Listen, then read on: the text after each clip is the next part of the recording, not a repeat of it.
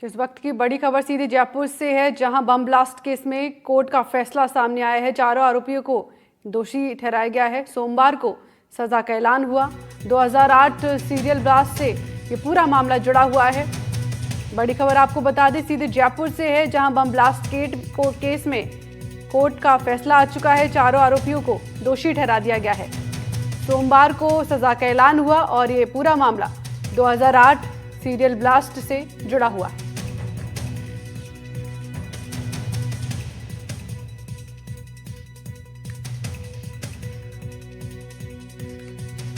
Court ने चारों आरोपियों को दोषी ठहरा दिया है।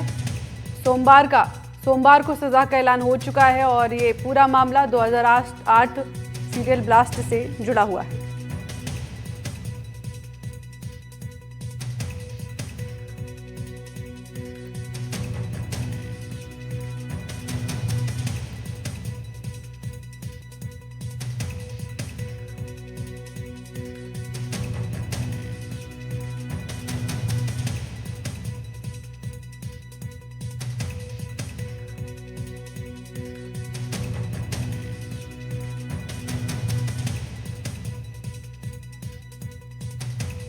इसी के साथ आपको सीधे हमारे न्यूज रूम लिए चलते हैं, जहाँ हमारे साथी शुभेंदु जुड़े हुए हैं। शुभेंदु, क्या कुछ खबर सामने निकल कर आ रही है?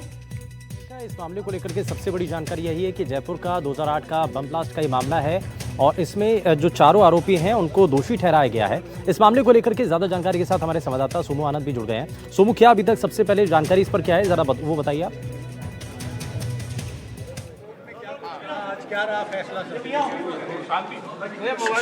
बिल्कुल, देखिए अभी जो एटीएस के वकील हैं वो इस पूरे मामले की जानकारी दे रहे हैं।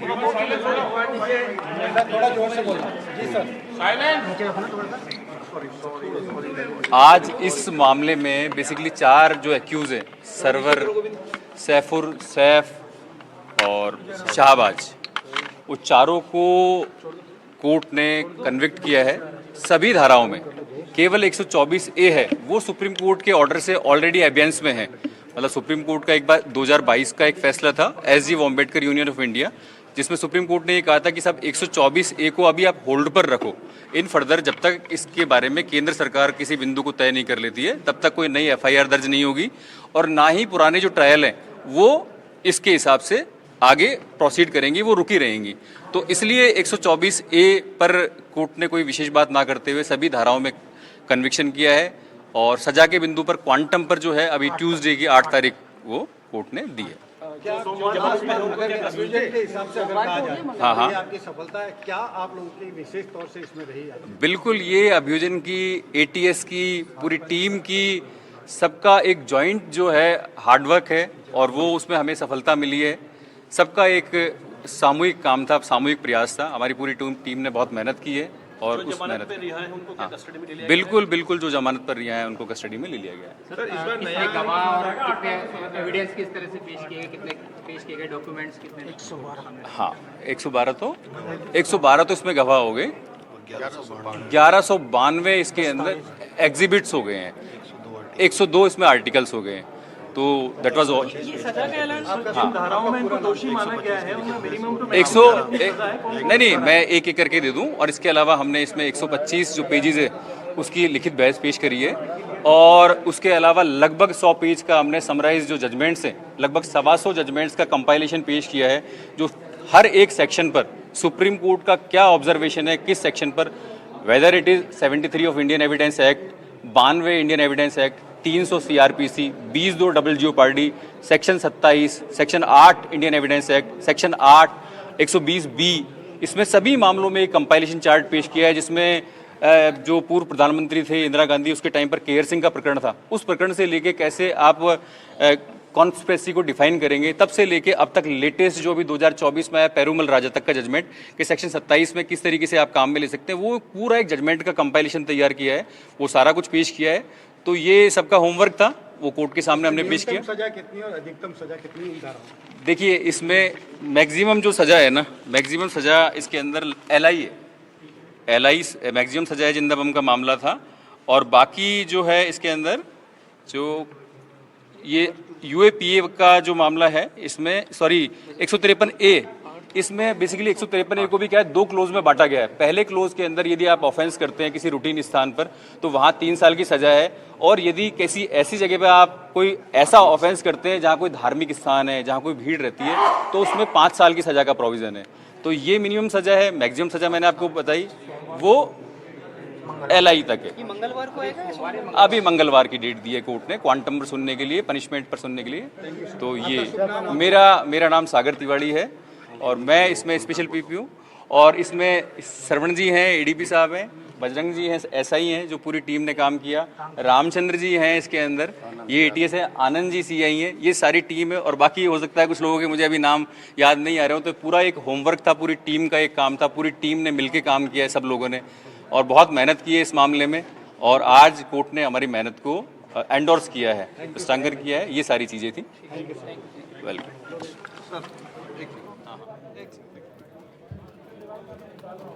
तो जयपुर बम ब्लास्ट का ये मामला है और इसी से जुड़ी हुई ये बड़ी जानकारी है। आपने सुना वकील को, और उसमें अब ये कम से कम साफ हो चुका है कि जो 4 आरोपी हैं उनको दोषी ठहरा दिया गया है। लेकिन अब सोमवार को सज़ा का ऐलान होगा। क्या सज़ा होगी ये सोमवार को तय हो पाएगा। लेकिन 2008 सीरियल बम ब्लास्ट से जुड़ा हुआ ये पूरा मामला था और आपको बताएं इसमें जिंदा बम मिला था और उसी आधार पर इस पूरे मामले को लेकर के सुनवाई हुई, बहस हुई और एक बार फिर से जब रिव्यू किया गया तो अब जो है इस पर जो फैसला है वो सामने आएगा। लेकिन फिलहाल चारों आरोपियों को दोषी ठहरा दिया गया। सोमू हमारे संवाददाता ज़्यादा जानकारी के साथ जुड़ गए हैं। सोमू, ये तो तय है दोषी ठहरा दिया गया है, लेकिन अब सोमवार को ये तय होगा कि कितनी सज़ा होनी है।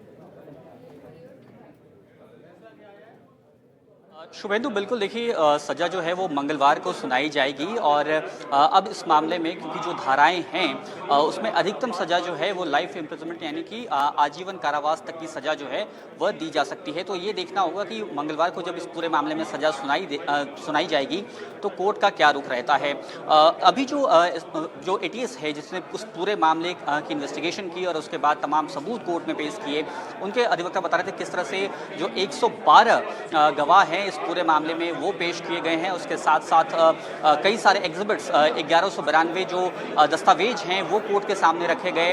150 से अधिक जजमेंट का जस्ट जो है वो कोर्ट के सामने रखा गया। इन तमाम कोशिशों के बाद कोर्ट को ये कन्विंस करने की कोशिश की गई कि जो आरोपी हैं वो इस मामले में दोषी हैं और उन पर अब कोर्ट ने दोष उनका सिद्ध किया है और उन पर मंगलवार को उनको सजा सुनाई जाएगी। तो ये तमाम प्रक्रियाएं हुई हैं और क्योंकि ये पूरा मामला जो है वो जिंदा बम जो मिले थे जयपुर सीरियल ब्लास्ट में उससे जुड़ा हुआ है। 8 मामले में पहले ही हाईकोर्ट से इन सभी आरोपियों को राहत जरूर मिल चुकी है, लेकिन ये जो मामला है इस मामले में एक बार फिर से स्पेशल कोर्ट ने इन सभी को दोषी माना है और दोषी माना गया है। और लगातार इस मामले को लेकर के जब पहले भी बहस हुई और दोबारा से पहले रिव्यू किया गया। अच्छा, थोड़ा सोमू इसके बारे में बताइए कि पहले इस मामले को लेकर के रिव्यू कर दिया था, फैसला पलट गया था, वापस से इस मामले को दोबारा से सुनवाई हुई है, क्या हुआ थोड़ा सा उसके बारे में बताइए।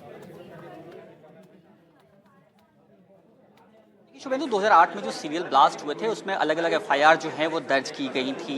तो जो ब्लास्ट के मामले थे उसमें इसी कोर्ट ने, स्पेशल कोर्ट ने इन सभी आरोपियों को फांसी की सजा दी थी और उसके खिलाफ, उस फैसले के खिलाफ इन्होंने हाईकोर्ट का दरवाजा खटखटाया था। हाईकोर्ट ने इन आरोपियों को उन मामलों में बरी कर दिया था। लेकिन ये एक अलग मामला है, यह जिंदा बम मिलने का मामला है। नवी FIR जो है वह यह है और इस मामले में इनको जो है यहाँ पर दोषी साबित किया गया है। हालांकि सरकार ने भी जब उन मामलों में जिसमें फांसी की सजा स्पेशल कोर्ट ने सुनाई थी, हाई कोर्ट से इनको राहत मिली थी और तब जब ये वहां पहुंचे थे तो जाहिर तौर पे उसके बाद सरकार ने भी सुप्रीम कोर्ट का रुख किया है। सरकार ने भी सुप्रीम कोर्ट में इस पूरे मामले को लेकर सरकार सुप्रीम कोर्ट पहुंची है कि हाई कोर्ट का जो फैसला है वह पलटा जाए।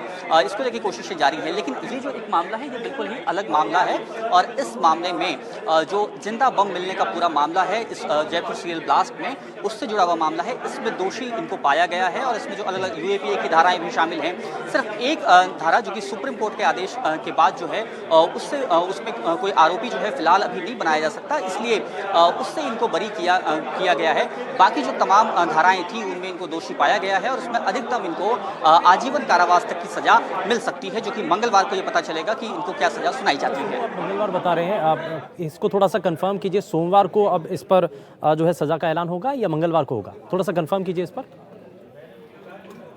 बिल्कुल, देखिए ये सजा का ऐलान जो है वो मंगलवार को होना है, क्योंकि पहले जो जानकारी मिली थी उसके मुताबिक ये बताया जा रहा था कि सोमवार को मिलेगी, लेकिन अभी जो वकील जब बाहर आए हैं कोर्ट रूम से तो उन्होंने कंफर्म किया है कि मंगलवार को सजा का ऐलान किया जाएगा। यानी कि अब जो है मंगलवार की जो दिन है उस पर ये फैसला जो है सज़ा का ऐलान होगा। 2008 का ये पूरा मामला है, तो ये जो है अब कंफर्म हो चुका है कि अब मंगलवार को इस मामले को लेकर के सज़ा का ऐलान होगा। लेकिन अब ये तय हो चुका है कि चारों आरोपियों को दोषी ठहराया गया है और इसमें कुछ स्टेटमेंट भी सामने आ रहे हैं। वकीलों से ज़रा इस पर बात कीजिए सोमू।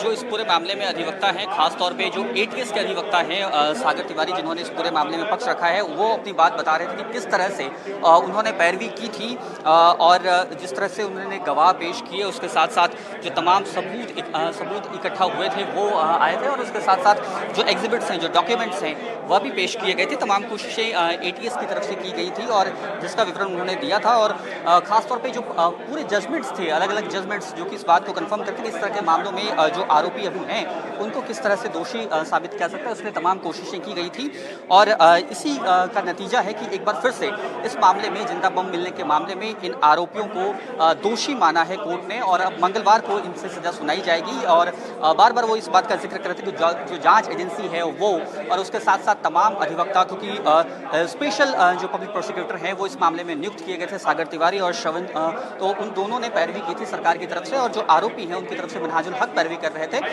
उन्होंने कोर्ट को कन्विंस किया कि ये जो आरोपी हैं ये इस पूरे मामले में दोषी हैं और उनको जो है वो सजा सुनाई जाए। सज़ा सुनाई जाएगी और कुछ ही देर में हमारे संवाददाता सोमू जो अधिवक्ता हैं उनसे भी बातचीत करेंगे। लेकिन आपको बता दें कि इस मामले को लेकर के जो 4 आरोपी माने गए थे